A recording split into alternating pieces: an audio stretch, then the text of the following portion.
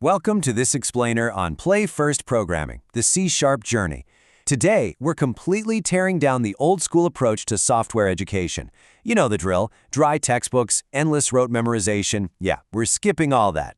If you've ever dabbled in HTML or Python, well, this is where things get really real, and honestly, a lot more fun. We're going to take C-Sharp and turn it into an absolute interactive playground. So what if learning C# actually felt like play instead of just memorization? It's a totally valid question. Look, we've all slammed face first into that theory wall. You sit down, you're hyped to build the next killer app, and bam! You're buried under a mountain of abstract syntax and rigid rules before you can even make a single pixel move. What we're unpacking today is a totally liberating, action-first mindset that literally shatters that wall. It's all about learning through immediate, tangible action. All right, let's dive right into this core philosophy. The source material calls it the play-first loop. And honestly, it's incredibly simple but highly effective. It goes like this: 1. Imagine. 2. Prompt. 3. Play. 4. Tweak. And 5. Break. See, active experimentation, not rote memorization, is the absolute key to understanding code.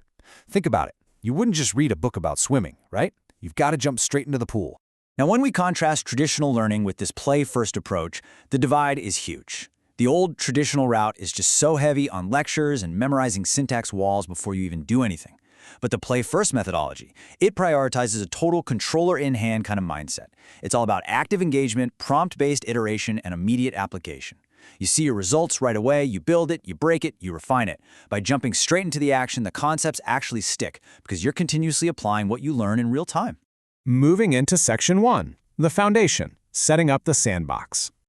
Look, every playground needs a sandbox, right? Chapter 1 covers those absolute basics: Windows setup, Visual Studio installation, creating that very first project. But here's the thing: it doesn't treat this like some tedious IT chore. It frames it as essential groundwork. The goal here is to get your C# environment up and running instantly, so you can start tinkering without any delay. And then there's Chapter 2. What's really fascinating here is how it tackles the basics. Stuff like variables, types, loops, lists, methods. These aren't just strict academic rules you need to cram for a test. Actually, scratch that. Think of them more like knobs on a DJ's mixing board. They are literally just the fundamental dials and levers you need to master so you can twist and tweak the code to do exactly what you want. All right, on to Section 2, the ascending sandboxes, 3 projects to mastery. Once that sandbox is built, it's game on. This is where you really shift from a basic hobbyist to a formal engineer, moving across 3 distinct milestones.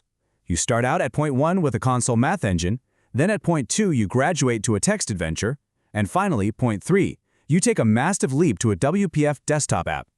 Every single step adds serious technical weight, but the beauty is it's all driven by that exact same playful loop we talked about. So let's check out Project 1 from Chapter 3. They call it the Number Cruncher. This right here is your first true, safe sandbox in C#.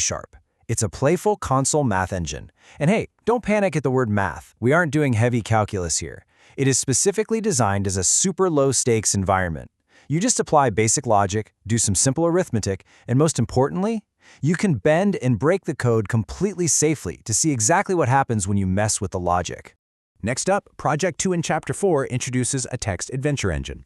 The absolute brilliance of this is how it sneaks those complex computer science veggies into a fun gaming dessert.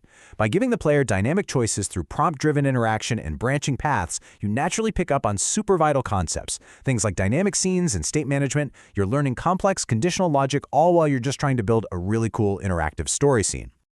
Okay, let's just pause and take a moment to appreciate the huge leap we're about to make here. Up until now, everything has lived purely in the console, just text on a dark screen. Transitioning from that text-based environment to a fully graphical interface, man, that is easily one of the most thrilling technical leaps in any programmer's journey. It's the moment your code quite literally takes shape. And that brings us to the absolute peak of the curriculum. Project 3 in Chapter 5, the Chaos Equalizer. We are now using WPF to build a full-blown desktop application. We're talking interactive slider controls, glowing particles, real-time visual feedback loops, the whole shebang. The training wheels are officially off, guys. You are manipulating advanced visual elements exactly like a professional developer would out in the real world. Which brings us to Section 3, The Crucible, playing through errors. Look, you can't build complex, glowing particle systems without breaking a few things along the way. Which brings us to the inevitable villain of coding, the dreaded error message.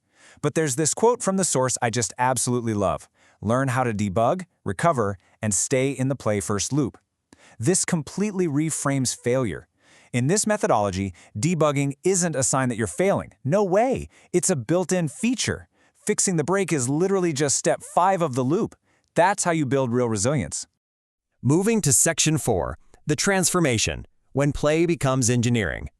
And this brings us right to the major payoff of the whole approach. Tinkering is engineering. Really let that sink in for a second. All those text adventures, all those broken particle sliders, they were secretly preparing you for professional practice the whole time. The source posits that creative tinkering isn't just some beginner's tool you throw away later. No, it is the very essence of how real professional software is built out there in the wild. Bridging that gap between playing in a sandbox and being a real software engineer is honestly just a matter of scale. That is the ultimate payoff right there. Once you've truly learned to master debugging, handle advanced challenges, and loop through imagining, building, breaking, and fixing without any fear, well, you aren't just playing around anymore. You are a software developer. You've naturally built the exact skill set you need to seamlessly transition into professional software engineering. But wait, before you run off to build your tech empire, the source material actually offers one final tactical secret in its bonus appendix, a prompt modifier cheat sheet. Think of this as a collection of advanced prompts specifically designed to help you push your new C# projects into some wild, uncharted territories. It's totally meant to encourage you to just keep experimenting way beyond the standard lessons. So, with all that said, the only question left to ask is, are you ready to turn play into engineering? The sandbox is waiting for you. Dive into the loop. Thanks so much for joining me for this explainer, and hey, happy tinkering.